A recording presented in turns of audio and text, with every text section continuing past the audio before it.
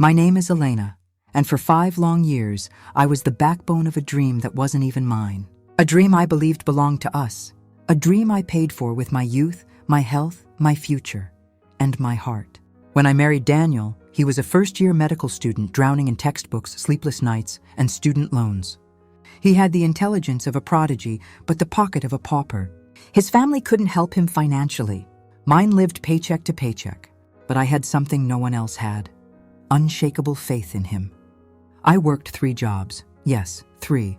Morning shift at a bakery, evenings at a call center, and late-night freelance typing projects, my eyes burning until sunrise. I told myself it was temporary. I told myself we were building a future. I told myself he'd do the same for me. For 5 years, I paid his tuition, rent, groceries, books, transportation, laptop, medical tools, everything. Every extra dollar I earned went into his education. I didn't buy new clothes. I skipped meals.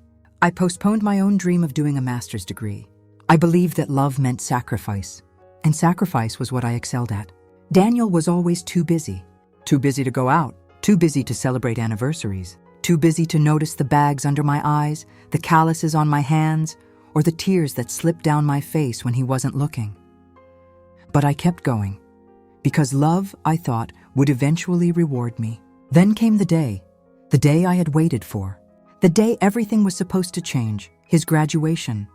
I stood in the audience wearing a faded dress I had owned for 6 years because buying a new one felt like stealing from his future.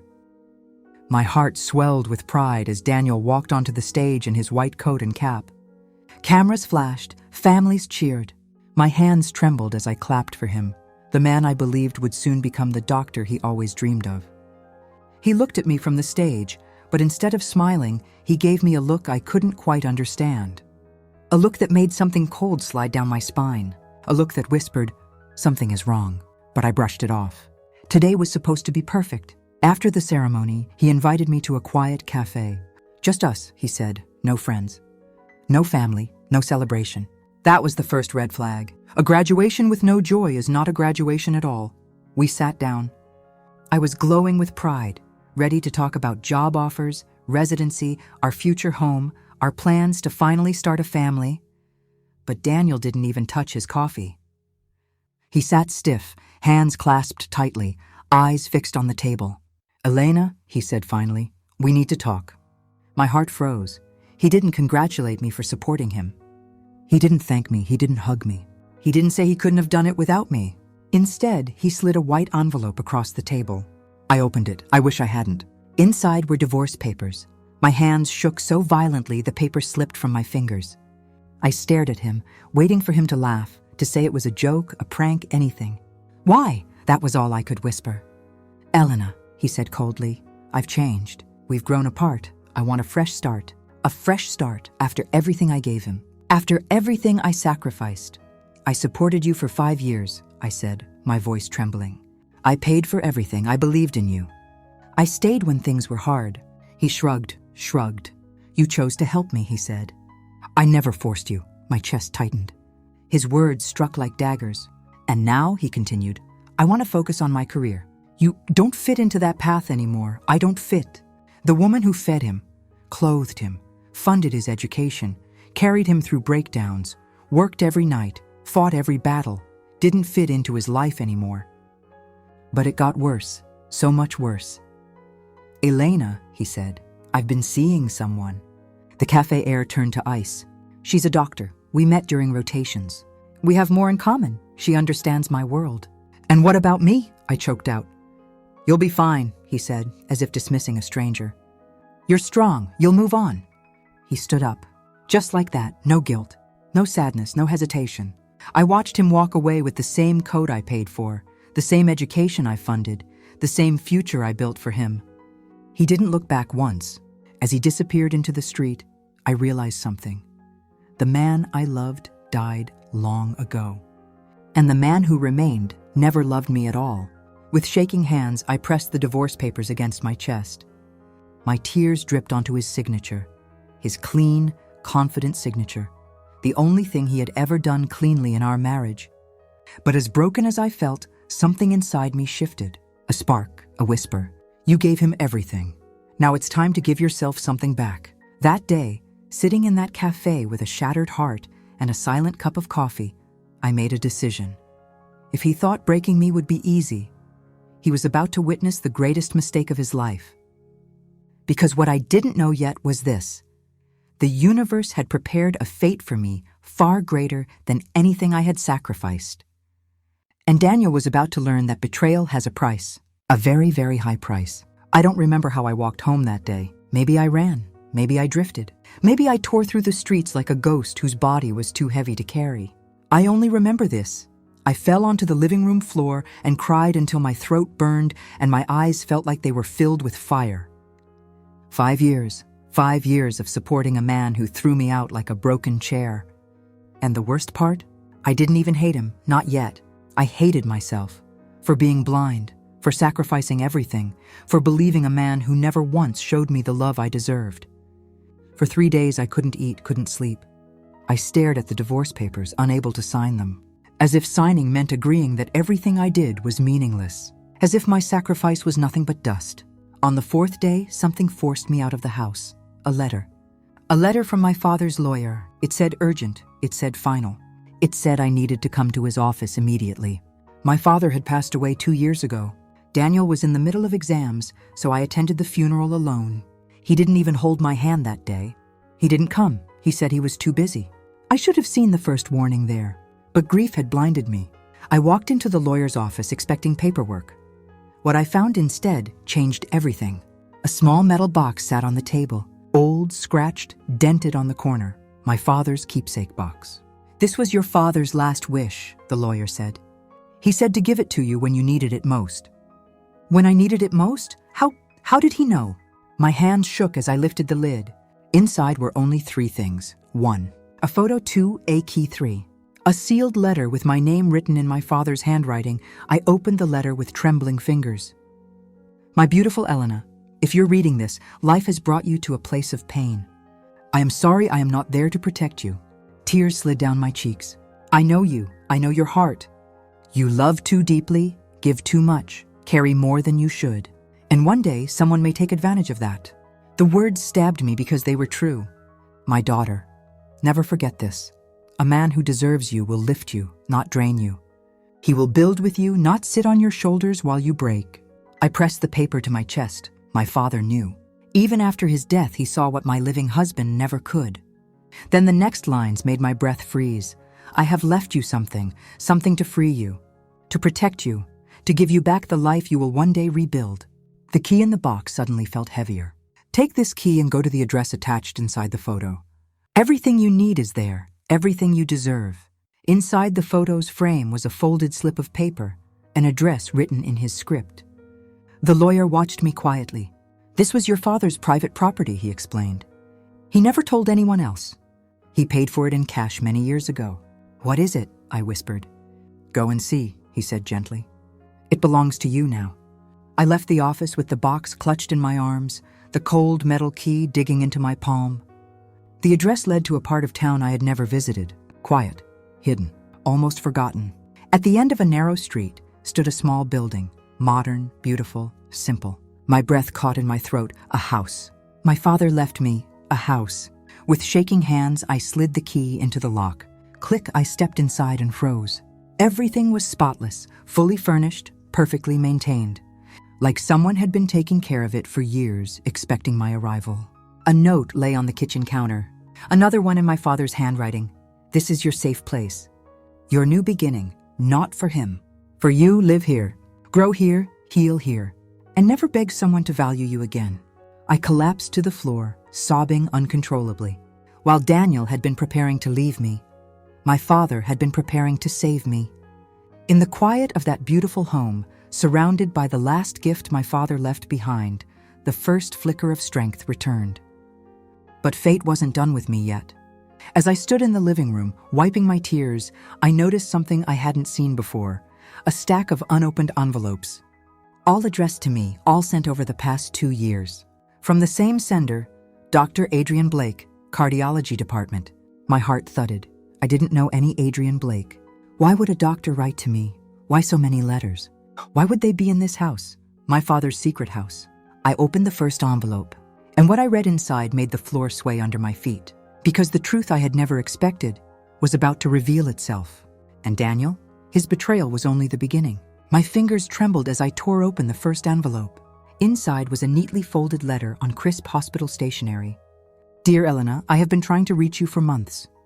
Your father instructed me to contact you regarding his final medical file and a matter of urgent personal importance. I blinked. What personal importance? Why would a cardiologist write to me? Why would my father ask him to?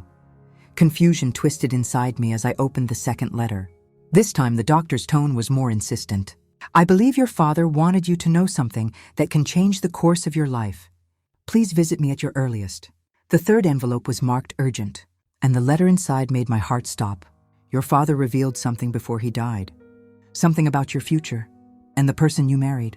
You deserve to know the truth. My grip tightened. The person I married? Did my father know, even back then, what Daniel would do to me? Did he predict it? Did he see something I didn't? Or was there something even darker my father had tried to warn me about? My breath quickened. I grabbed my phone immediately, but the number printed on the letters no longer existed. Disconnected. Panic shot through me. So I did the next best thing. I searched the hospital name online and dialed the main desk. A nurse answered. Hello, I'm trying to reach Dr. Adrian Blake. Cardiology. There was a long pause. Then her voice softened. Oh, Dr. Blake retired last year, and he moved out of the city soon after. Do you know where he went? I'm afraid not. But his office records should still be archived. You can request them. 5 minutes later, she gave me the address of the medical records department. I hung up and sank into a kitchen chair. My mind was racing with questions. What did my father want me to know? Why didn't Daniel ever mention these letters? Why were they in this hidden house? Did someone place them here? Or did the lawyer put them here, knowing I would eventually come?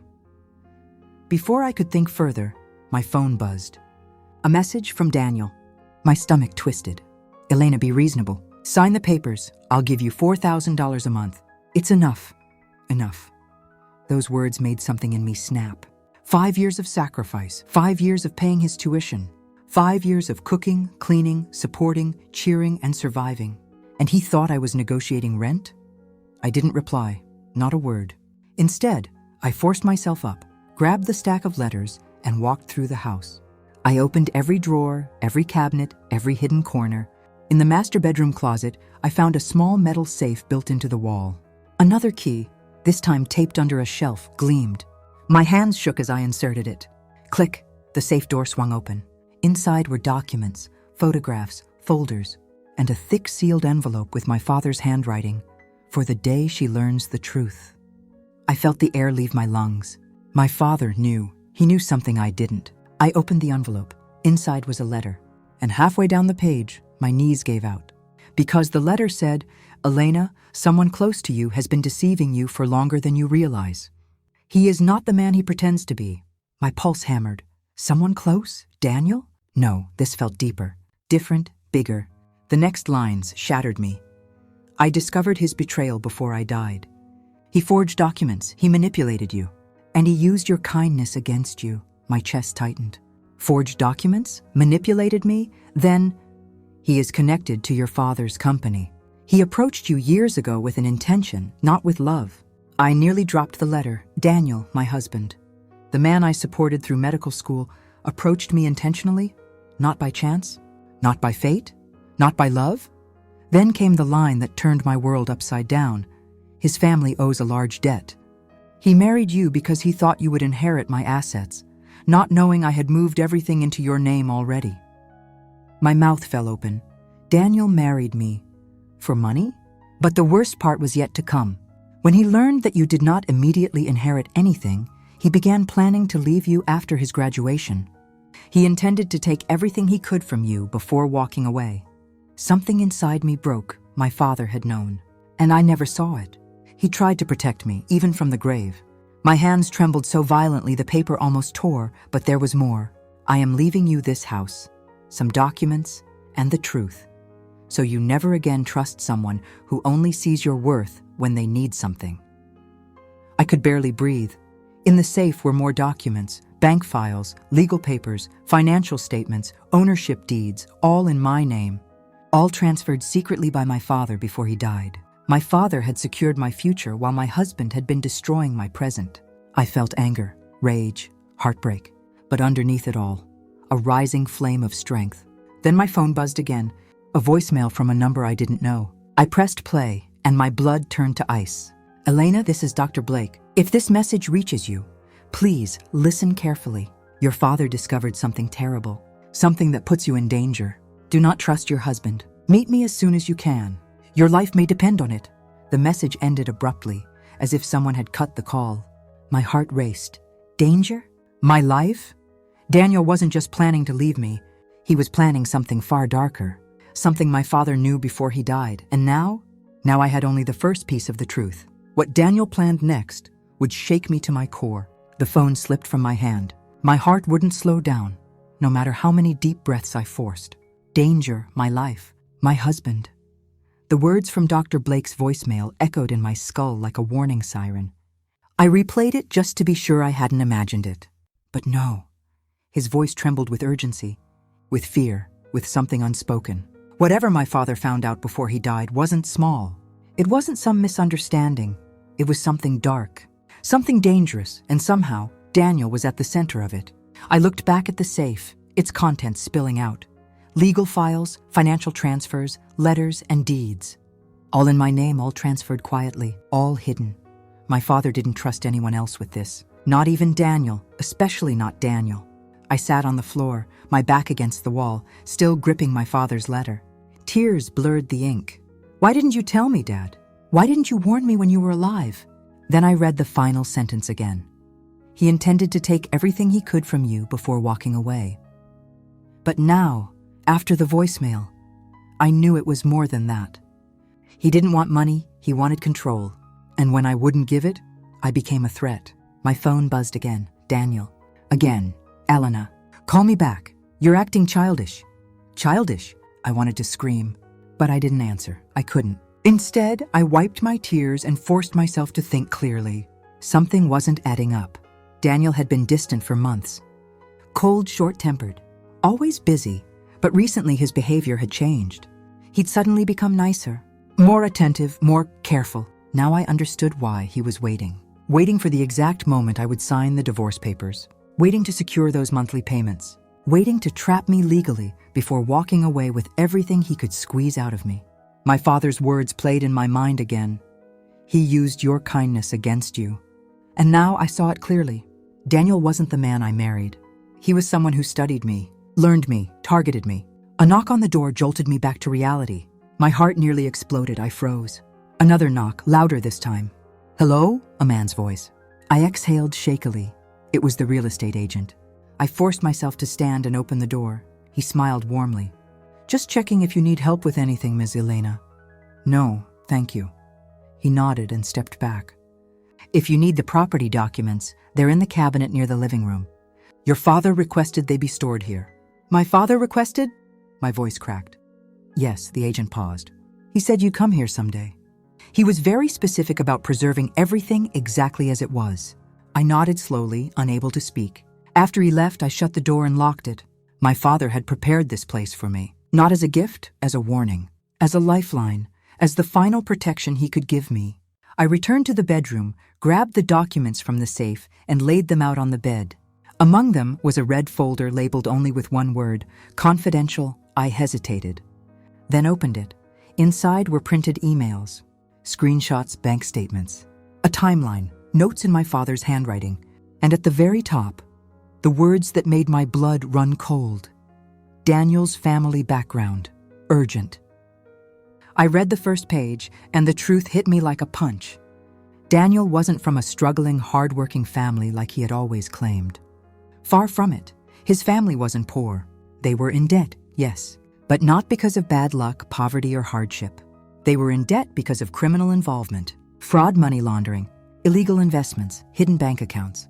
My father had investigated them, and what he uncovered terrified him. It terrified me too. At the bottom of the page, my father had written, "They used Daniel to get close to you, to get access to my assets.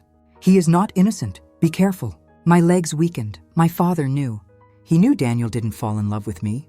He was assigned to me, chosen, trained, used. It felt like the ground beneath me disappeared. I wanted to cry, scream, rip the pages apart, anything to release the pain. But I kept reading. The next document stunned me even more. A recorded phone transcript between my father and Daniel. Yes, a real transcript. My father must have recorded the conversation, then transcribed it into this file. My hands shook violently as I skimmed the first lines. Father, do you love my daughter? Daniel, love has nothing to do with this. I felt my heart shatter. But it got worse.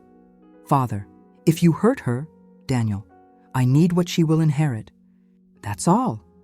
My breath hitched. I pressed a hand to my mouth. He admitted it to my father. Years ago, before we married, I kept reading, despite my tears blurring every word. Father, she is not a financial asset. Daniel, to me, she is. A sob escaped me. I had married a man who saw me as a wallet, a stepping stone, a tool. But the final line was the most chilling of all. Father, if you betray her, you will answer to me. Daniel, by the time she finds out, it'll be too late. Too late. My chest tightened as if someone had crushed my ribs. Too late for what? What was Daniel planning? And did my father discover it? Is that why he left this safe? Is that why he moved everything into my name secretly? Is that why Dr. Blake warned me? My hands trembled as I wiped my tears. This wasn't just betrayal. This was premeditated destruction. Daniel never loved me. He planned this from the start. But why now? Why rush the divorce? Why offer me money to sign? Why panic when I didn't? Unless I was getting too close to the truth. Unless he needed to cut ties before I found what my father left behind. Unless he was scared. My phone lit up again. This time a text. Elena, we need to talk now. Don't make this worse. My heart pounded. He never texted like that. He never sounded desperate. Something was happening, something urgent, something dangerous. Dr. Blake's words echoed again. Your life may depend on it. I clutched my father's letters and whispered, Dad, what did you uncover? Because now, I wasn't just afraid of losing my marriage. I was afraid of losing my life. And part 5 would reveal exactly why. I didn't sleep, I couldn't. My father's transcripts, letters, and documents lay scattered across the bed like pieces of a nightmare I couldn't escape. Every sentence hit me again and again. By the time she finds out, it'll be too late. Too late for what? My mind raced with possibilities, none of them good. I wrapped a blanket around myself and sat against the headboard, forcing my breath to steady. I had to think, I had to act, I had to stay alive. Around 2:15 a.m., my phone buzzed again. I grabbed it instinctively. Another message from Daniel. This one colder, sharper. A warning disguised as a plea. Elena, you ignoring me won't fix anything. Call me before morning. No, I wasn't calling him. Not now, not ever again. He didn't deserve even the sound of my breath. My father knew him for what he really was. And now, I finally did too. But something still felt off. How did Daniel know I was here? Had someone told him? Had he been tracking me? Did he already know I found out everything? That fear gnawed inside me like fire. At 3 a.m., unable to sit still, I went back downstairs. The house was silent, but not empty. It felt like my father's presence still lingered, protective, warm, watching over me. For the first time, instead of grief, I felt strength in that silence. I checked every door, locked every window, secured. Every room, empty. I wasn't being paranoid. I was being prepared. Because what if Daniel did show up here? I shivered at the thought. After making sure the downstairs was safe, I went back up to the master bedroom, the one my parents once shared. I hadn't entered it earlier, but something told me I needed to now. The room smelled faintly of cedarwood, my father's cologne. I swallowed hard. I ran my hand along the dresser, feeling the dust gather on my fingertips. Even untouched, the room felt alive. Then I noticed a drawer slightly open. Just a sliver. My father wasn't careless. He didn't leave things half closed. Something was inside. I pulled the drawer fully open. At first glance, it looked empty, except for a thick leather-bound book, a journal. My father's handwriting on the cover made my heart stutter. To my daughter, when truth becomes necessary. My chest tightened. I sat on the bed and opened it. The first page was dated 8 months ago. That was around the time Daniel's behavior started changing. My father wrote about things I never knew. Strange conversations Daniel tried to avoid. Suspicious visits from unknown people. Bank transactions Daniel thought no one knew about. Arguments between Daniel and his older brother. Late-night calls and hidden documents. My father had been watching him quietly, protecting me from a distance, gathering proof. But what he wrote next made my blood turn to ice. I overheard Daniel say he is almost done. He said once he gains access to Elena's inheritance, they'll move forward. I don't know who they are, but I fear she is in danger. I clutched the journal to my chest, trying to breathe. He wasn't planning to simply divorce me. He was planning something much darker, something involving other people, something my father sensed, but never got the chance to finish investigating. The journal continued. I tried confronting him directly. He wasn't scared, he was confident. He said I should stay out of it. When I pushed, he threatened me, subtly but clearly. I began setting aside money and property for Elena, quietly, secretly. If anything happens to me, she must know the truth. I felt my heart collapse under the weight of those lines. My father wasn't just suspicious. He was terrified, and now he was gone. How? What really happened to him? Was it really a heart attack or something else? The thought slammed into me like a wave. I had assumed my father died peacefully, but now I wasn't so sure. I flipped to the final entry, written just 2 weeks before he passed. It was short, barely a paragraph, as if he wrote it in a hurry. He found out I was investigating him. I have to protect her before it's too late. I think he knows. If anything happens to me, Elena must leave him immediately. My stomach twisted violently, he knew. Daniel knew my father was onto him, which meant my father's death. Had it really been natural, or had someone made sure he couldn't protect me anymore? A sudden crash downstairs made me jump to my feet. Someone had opened the front door. My breath caught. I wasn't imagining it. The floor creaked lightly, slowly, deliberately. Someone was inside the house. My body froze with fear. Then came the voice, soft, familiar, chilling. Elena, we need to talk. Daniel, he had come here at 3:45 a.m. while I was alone, without calling first, without knocking, without hesitation. Elena? He called louder this time. My hands shook uncontrollably as I clutched my father's journal. He was searching the rooms, moving toward the stairs. He wasn't angry. He wasn't panicked. He wasn't sad. His voice sounded like a man who already knew he was going to win. I backed away toward the closet. My heartbeat was deafening. He kept calling my name as his footsteps approached the stairway. Thump, thump, thump. Slow, measured, predatory. I pressed myself into the closet and held the door slightly open, just enough to see. He appeared at the top of the stairs, calm, expressionless, eyes focused straight ahead as if he already knew exactly where I was hiding. And then, a smile, a small, chilling smile. Elena, come out. We can fix this. Fix this? Fix what? My voice trembled as tears streamed down my face. This wasn't my husband anymore. This wasn't the man I once loved. This was the real Daniel, and he had finally shown himself. He took one step toward the bedroom, then another, until he stood in the doorway of the room, right outside the closet where I hid. His voice dropped to a whisper. You shouldn't have gone through your father's things. My blood turned to ice. He knew everything. And now? I finally understood the meaning of his words to my father. By the time she finds out, it'll be too late. Daniel stood just inches from the closet door. His shadow stretched across the floor, swallowing the last bit of safety I had left. I held my breath so tightly my lungs burned. He wasn't calling my name anymore. He wasn't pretending to be gentle. He was listening, waiting. Hunting then, he spoke quietly, almost to himself. Your father should have stayed out of it. The words sliced through me like ice. This wasn't a misunderstanding. This wasn't a marriage falling apart. This was something far darker, planned, calculated, and executed over years. My father hadn't disapproved of Daniel. He had discovered something Daniel felt threatened by. Daniel took a slow step deeper into the room. Elena, I know you're scared, but stop hiding. You're only making things worse. I pressed a trembling hand over my mouth, trying to silence my breathing. He walked past the bed. His fingers brushed over the nightstand. He looked around the room as if studying it. Then, very quietly, he said, If you come out now, I won't be angry. Angry? He had broken into my father's house in the middle of the night without permission.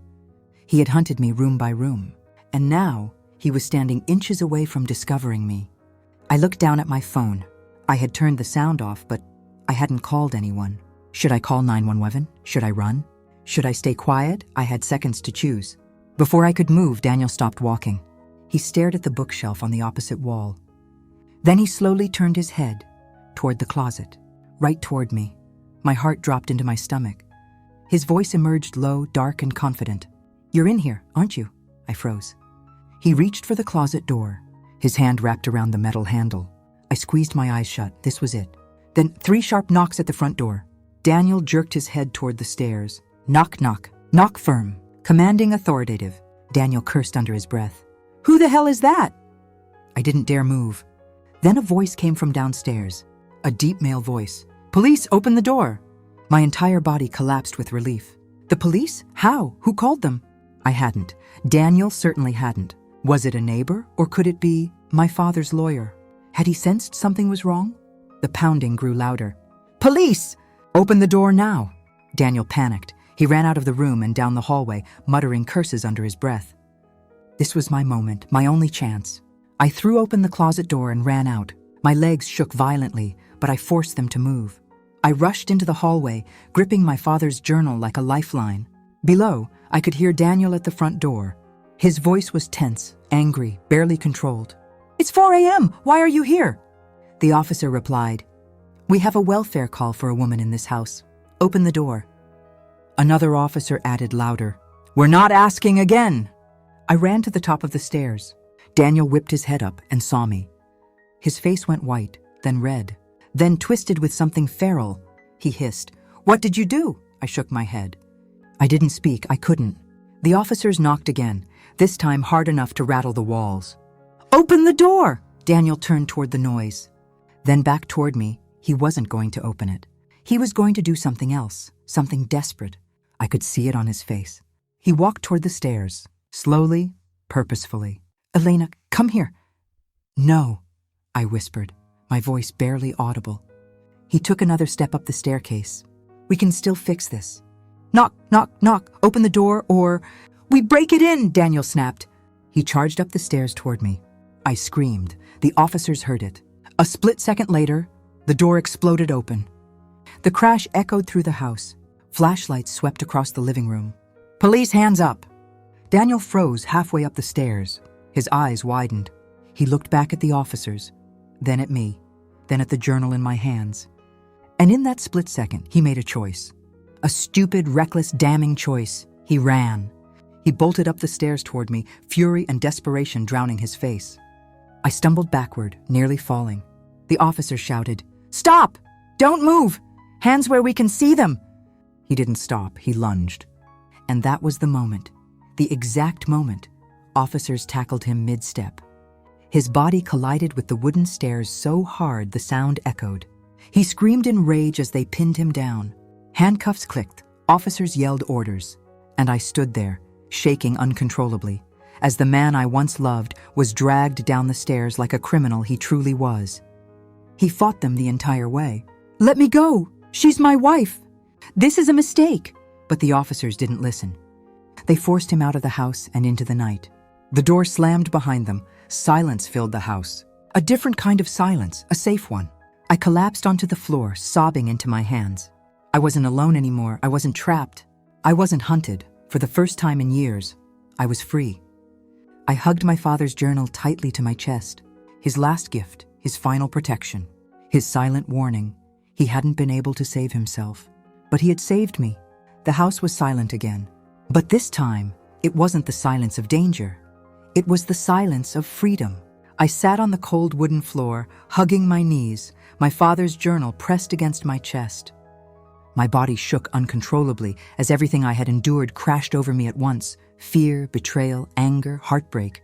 And then slowly, a strange peace. I wasn't running anymore. I wasn't hiding. I wasn't trapped by a man who used love as a weapon and loyalty as a leash. Daniel was gone, handcuffed, restrained, exposed, but I wasn't done, not yet. There was still one thing left. The journal, my father's voice, his handwriting, his final truth. With trembling fingers, I opened to the last page. The page I hadn't dared read before. At the top, written in uneven ink, was a date.